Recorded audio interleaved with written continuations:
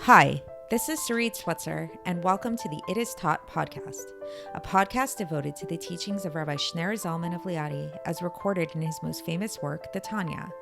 My hope for this show is to make these teachings accessible and relatable to the average person, regardless of prior Jewish education or affiliation. The episodes follow the prescribed daily study portions and are meant to serve as practical lessons in how to live your life as your true self and develop an authentic and powerful relationship with your Creator. I have personally experienced the effects the study of this work has had on me, and I'm excited to share what I can of this knowledge with you. So please join me on this journey of learning, self-growth, and connection with your source.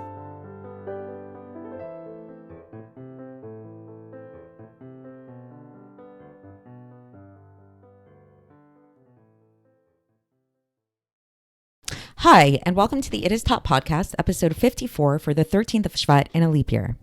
And today we're going to be concluding chapter 20, in which the topic was, if you remember, and you can always go back to previous episodes to recap, the whole idea that the entire world, not only our world, but all worlds, are utterly and totally dependent upon God and would have absolutely no existence if not for God constantly keeping them alive and vivified. And last time we talked more specifically about how this works, and that it's specifically God's speech that is keeping the entire existence alive. And we understood this through looking at a person and a person's speech. And we talked about how a person's speech is not them. That's something, you can't say that a person is their speech.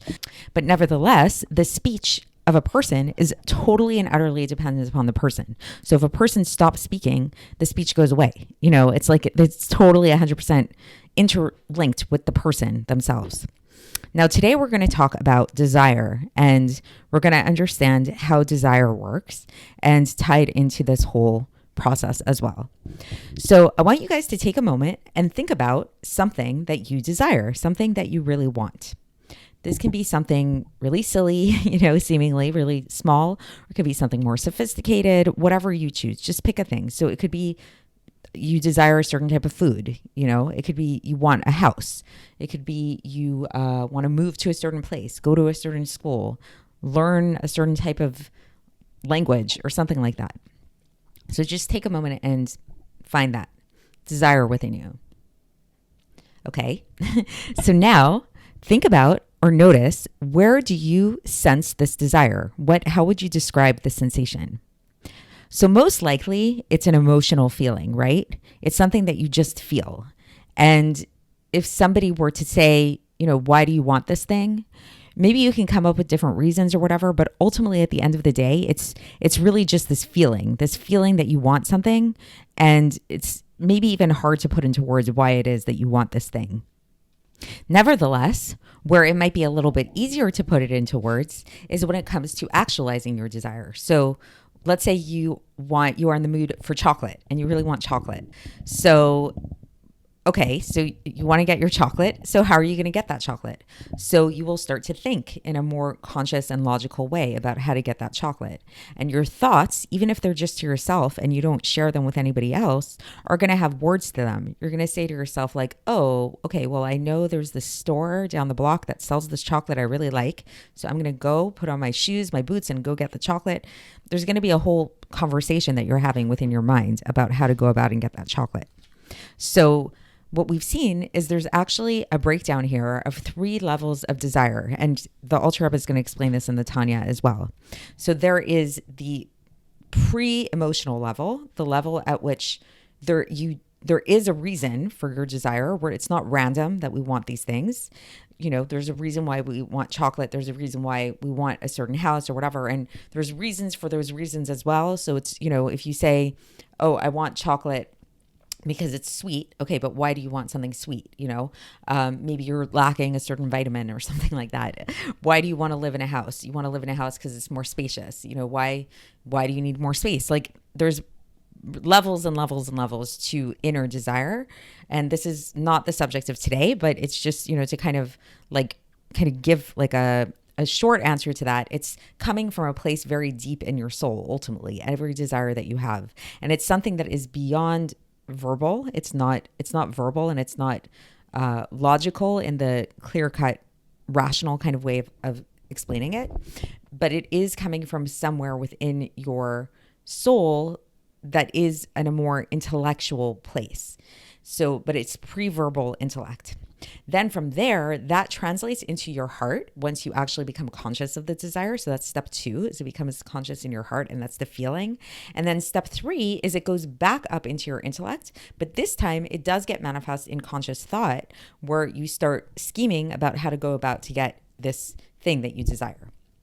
So this is the basic breakdown of how desire works, and we will understand this now by looking at the text of the Tanya and see how the Alter Rebbe breaks it down. So he says here that the 10 aspects of the soul, so remember there are 10 aspects of the soul, 3 intellectual attributes, and then there's the 7 emotional attributes of the soul. These are the source of thought. So we talked about thought last time, and we said that thought has letters within it. So there's letters of thought even before it comes into speech. But the 10 aspects of the soul, which are the source of thought, do not have letters yet. And it's before it becomes vested. It does not have letters before it becomes vested in thought.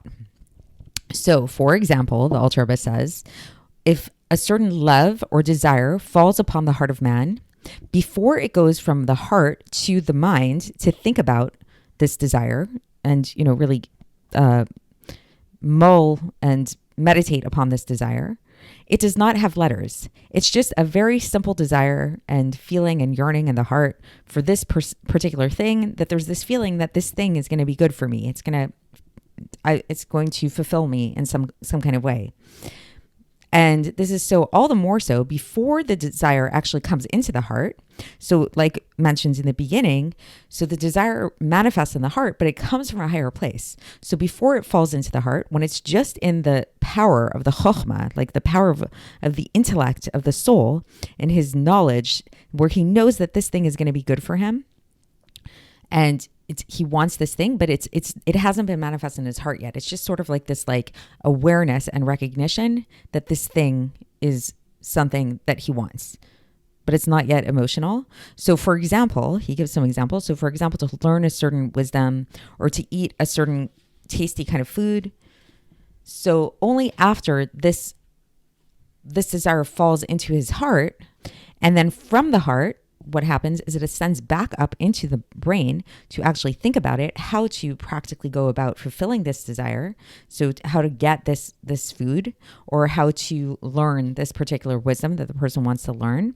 So this is where the letters actually get born, which are different types of letters. Like it's in whatever language that you speak, in whatever culture you live in and what you're accustomed to. And then this is when you start to think about these, the letters are born, and you think about this desire in a more conscious way. So that's today's Tanya. And so just, again, a recap is there's 3 levels of desire, and you can apply this to pretty much any desire that you have, big or small, in your life, where there is the pre-emotional desire, and it's also pre-verbal. It does not have letters to it, and it's not an emotional feeling. It's just an intellectual awareness that this thing will be good for you.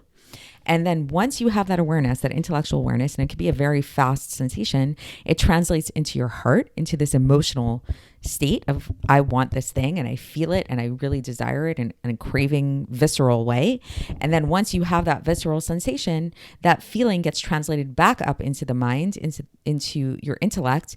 And this time it becomes vested in thought in a conscious way, in which letters are born, and you actually begin to talk to yourself, and you actually begin to think about, in a more conscious and meditative way, how to go about obtaining that desire. So I hope that was clear, and we're going to, understand obviously how this all relates to God and creation and all of that stuff further on in the Tanya. Tomorrow we're going to begin chapter 21. So I will speak to you then. Thanks for listening to the It Is Taught podcast, hosted by Sarit Switzer. This podcast is dedicated in loving memory of my maternal grandfather, Avraham Yitzchak ben Binyamin HaKohen of blessed memory. Music by Shoshana.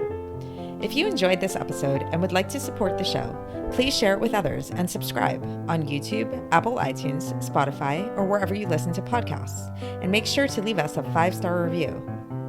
To find out more about the It Is Taught project, including more information on my soon-to-be published book, please visit our website, itistaught.com. To catch the latest from me, follow me on Facebook, Instagram, and Twitter. Looking forward to speaking with you tomorrow, and until then, have a great day.